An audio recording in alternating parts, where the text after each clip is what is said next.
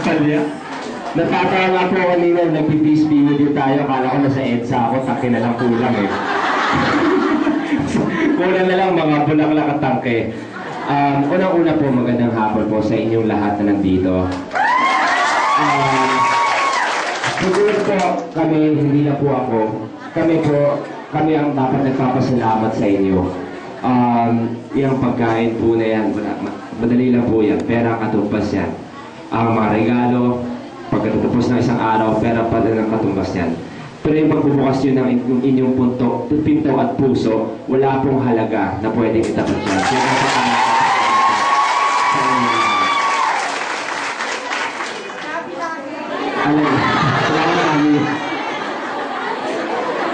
Alam niyo, kaya kong sabihin, bigyan niyo po ako ng mic para po sa, bigyan niyo ng mikropono para sa kahit anong programa, kaya ko pong i-host. Pero sa harap niyo, iba yung kaba ko. Okay. Dahil alam ko po, na bawat palakpak niyo, bawat ngiti niyo, totoo po yan eh. Kahit anong itapat sa inyo, yung honestly, yung pagpasok ko pa lang po, iba na agad yun. Napakalaking bagay na po sa akin. Dahil, napakasimpleng bagay po nun. Hindi mo po alam kung gaano kasaya ang Pasko dahil lang doon. So wala po sa amin. Thank you very much po. Thank you. Sinabi ko naman, hindi ako iyak, kukulit yun. Mga ano kayo eh. Wala nahihimik ang tao, pinapaiyak niyo. Alam niyo po, yung alam po, si sister nga natawag ko kaninang tita. Narin po kanina sister, buko ko. Hindi, alam niyo po, hindi po ako nandito para bilogin ang ulo niyo o magsalita ng mga bagay na alam kong gusto niyong marinig. Hindi ko po sasabihin na alam ko pinagdadaanan nyo. Kalokohan po yun. May isang araw sa buhay ko, hindi ko masasabi yun. Pero alam ko ang pakiramdam na may pinagdadaanan. Hindi ko po masasabi na, ito, pareho po tayong pinagdadaanan. Huwag kayong mag-alala, alam ko po yan. Hindi, napakasinungaling ko po nun. Kung yun sabihin ko, naglolokohan tayo. Pero alam ko rin po ang pakiramdam na may pinagdadaanan. At siguro, kaya ko pong sabihin na hindi madali. Hindi madali may pinagdadaanan kahit gaano kalaki, kahit gaano kaliit. Guarantee na po yan sa buhay. Kahit gaano ka pa kayaman, kahit gaano ka pa kahirap, meron at meron kang pagdadaanan sa buhay. Walang guarantee. Kahit naman pinakamaraming pera sa mundo, imposibleng walang problemang ibibigay sa iyo. Kaya sasabi ko po, hindi ko masasabi na alam ko, naku, ito makaka-relate ako sa inyo. Hindi po. Pero kaya ko mag-relate na may pinagdadaanan tayo lahat. At siguro karamihan sa atin, siguro naman sa mga pinagdaanan natin sa buhay, kahit ako, karamihan sa atin, naiyak na si ate. Ako na lang po. Sure po. So, palasa po natin luha mo.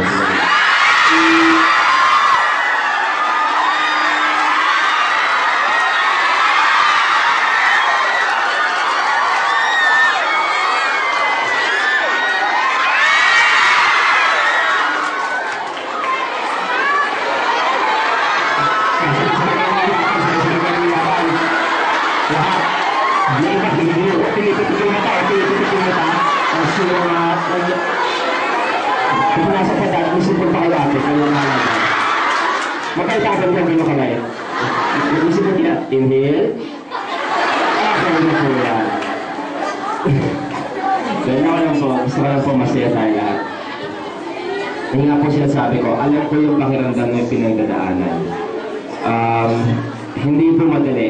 Ito, simpleng taasan ng punang kamay. Ang gusto ko makita sa tanong ko, sino nung una, nung napapunta dito, hindi alam kung bakit naging gano'n. Punisyon natin kung bakit natin kailangan pagdaanan to. O bakit, natanong natin sa Diyos, Lord, bakit po ito? Siguro hindi ito nararapat sa akin. Sino yung mga nagpag-isip nun at one point? Na bakit kung pinagdadaanan tong bagay na to? Lahat siguro tayo dumating sa punto na yon. kaya ko pang sabihin na, alam niyo kung alam niyo lang, yung mga kalokohan ko. Grabe din. Hindi po magmamalinis. Mag-isip po kayo kung ano yung t-shirt ko ngayon, dating budhi ko rin yan. Yun yun. Oh, sister, totoo po yun. Wala akong plano. Masyadong late na para magmalinis. Di po magmamalinis. Alam ko at one point, question natin yan. Hindi natin naiintindihan kung bakit natin kailangan pagdaanan mga bagay-bagay. At I'm sure meron din. Siguro mula sa punto ito, question pa rin kung bakit natin pinagdadaanan itong bagay-bagay.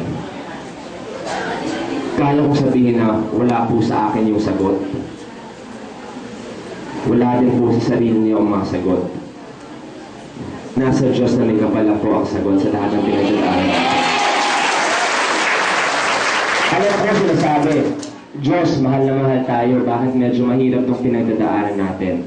Alam mo si Lord, at ang tawag ko kay Lord, comedian. Baka mag-akyas, explain ko lang po muna. ang tawag ko para sa akin, ang Diyos ko ay napakagaling na komedyante. Alam niyo ito, very, very personal to na kwento sa akin. Kwento tungkol sa akin. Pag hindi po ako nakakadasal, lang sabihin natin mga 3 gabi, yung medyo na, hindi na ako perfecto, nakakalimutan natin siya. Yung minsan pag uwi ko, itutulog ko na lang to. Kasi bukas na magdadasal, bigla na lang kinabukasan, ay hindi, okay na yan. Alam na ni Lord yun, tulog na lang ako. Meron at meron mangyayaring, ayoko naman sabihin, sobrang hindi maganda. Pero palagi siyang may paalaala sa akin na, anak, nandito ako, pinakalimutan mo ako. Kahit yung simpleng, meron lang hindi natupad sa isang wish ko, may nangyaring hindi masyadong maganda sa isang kaibigan ko or kung ano man, meron at meron siyang paalaala. Pero lahat po ng bagay na yun ay hindi ko minsan naiintindihan. Hindi naman po ako henyo, hindi naman ako isa sa mga anghel niya para maintindihan lahat ng mga galaw o ay iniisip ng Diyos. Pero kaya ko pong sabihin na napakagaling ng Diyos. Sinabi ni, i-quote ko siya kung napakagaling o napakatalino ng Diyos. Sinabi ni Angel yan sa labas. Kaya sinabi ng napakatalino ng Diyos. Kaya siguro lahat tayo ay may pinagdadaanan. Meron siyang rason para sa lahat ng bagay. Alam natin na hindi naman talaga mansyon. Ito, hindi naman talaga pinakamasarap na pagkain ang nakakain araw-araw. Pero malay po natin sa ating pagpo-question kung bakit tayo nandito, kung bakit sa mga ginawa natin. Siguro po ang unang-una basta na pagsisihan na po natin kung ano man yung pagkakamali natin.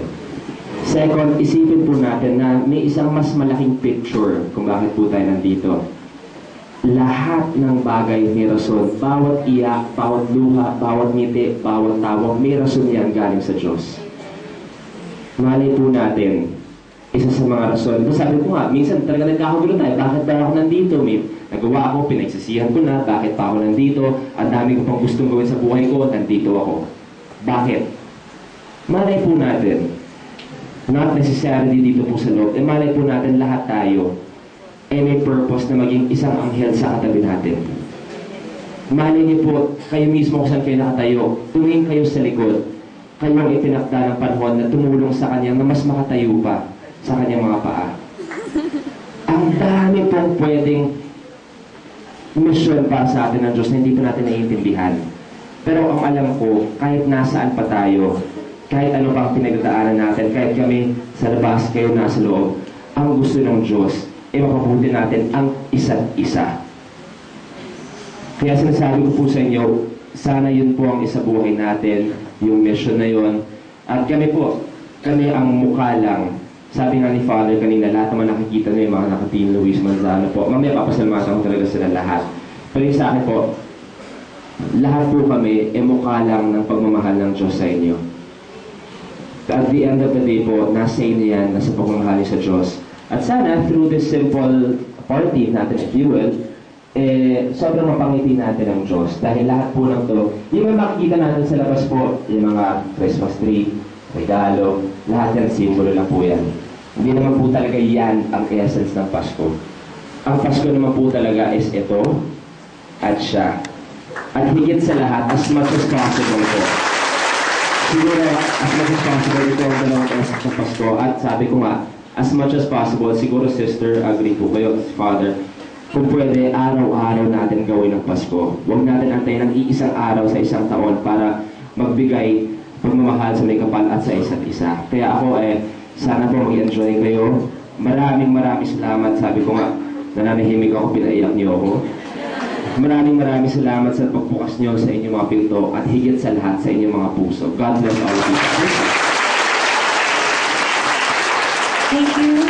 Maraming salamat po, Sir Luis. Lumaki po ang aking paghanga sa iyo.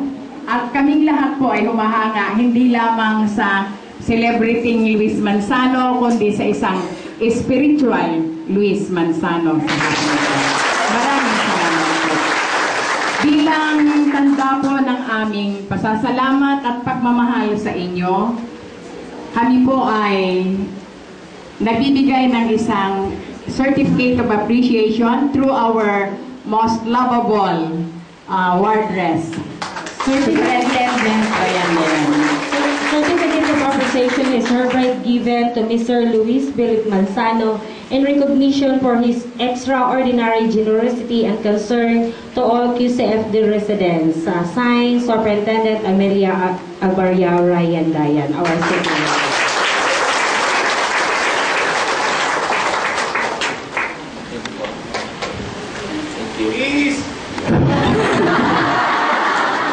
Ako, mag-thank you ako ulit ha. Alam niyo po, bukod sa papel na puto na hawak ko tsaka frame, ang storya pong nakatago dito ay ang mga ngiti niyo. Maraming salamat po. At sabihin ko na po sa inyo, kahit paano, nakachamba naman ako ng medyo, may mga konting awards na po ako sa hosting, nakachamba na rin sa acting. Yes! Chamba! Nakachamba ako. Lahat po yun nasa sala ko. Pero ito po, diretso sa kwarto ko. Maraming salamat. Thank you very much. May we have our